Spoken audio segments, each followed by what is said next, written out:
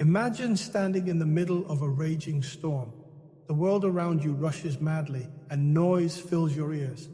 Suddenly, a gateway opens to a world of complete stillness. A gateway inscribed with Allahu Akbar, God is greater. But have you ever wondered why we sometimes leave prayer yet still feel the world's noise in our minds? The secret lies in what the Prophet Muhammad taught when he saw his companions fidgeting during prayer and called to them with compassionate guidance. Be still in prayer. This phrase isn't merely about physical movement, but a constitution for the soul. Prayer isn't just motions we rush through, but moments when our hearts enter God's presence in indescribable tranquility. The stillness commanded by the Prophet is the fruit of humility that Allah made the first quality of success when He said, "Successful indeed are the believers who are humble in their prayers." As Imam al-Nawawi explains, stillness means the calmness of limbs and avoiding pointless movements, for presence of heart is the essence. Al-Albani, may Allah have mercy on him, said one should be like a wooden post, humble before Allah, even praying in the wilderness where birds mistake you for a perch. Here, Imam Ibn al-Qayyim establishes a golden rule when he says that reverence is the heart, standing before the Lord in submission and humility, and the stillness of the limbs is the fruit of the heart's tranquility. When a worshipper kneels or prostrates, they don't merely bow their back, but submit their soul and declare their complete dependence on their Creator.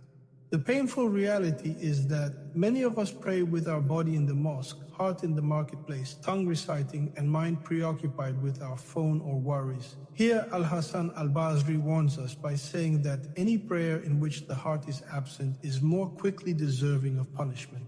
And he says in his interpretation of woe to those who pray who are heedless of their prayer. That heedlessness here isn't abandoning prayer, but performing it without awareness or presence, as if it's a cold daily ritual with no spirit. The companions understood the weight of this station, so when one of them performed ablution, his color would change and his limbs would tremble, saying, "Do you know before whom I will stand?" Is the awareness of the trust that Allah presented to the heavens and earth.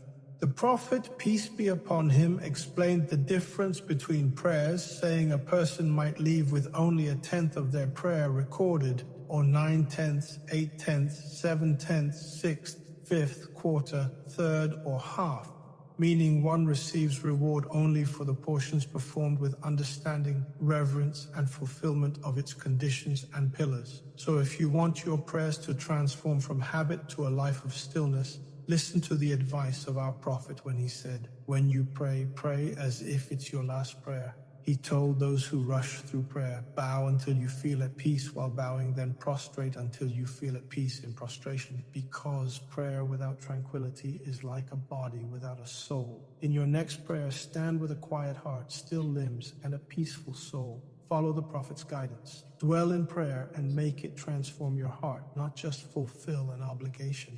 The more stillness you find in prayer, the calmer life storms become. The more peace you feel before God, the more confident you'll be facing the world.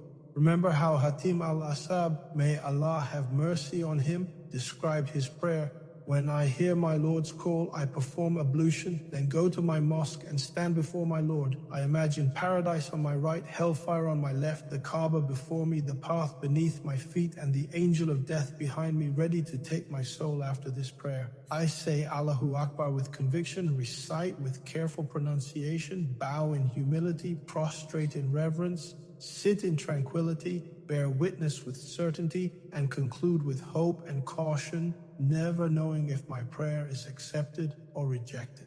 My dear brother, my dear sister, those who follow the Prophet's advice to dwell in prayer taste the life of hearts, comfort of souls, and the path to success in this world and the hereafter.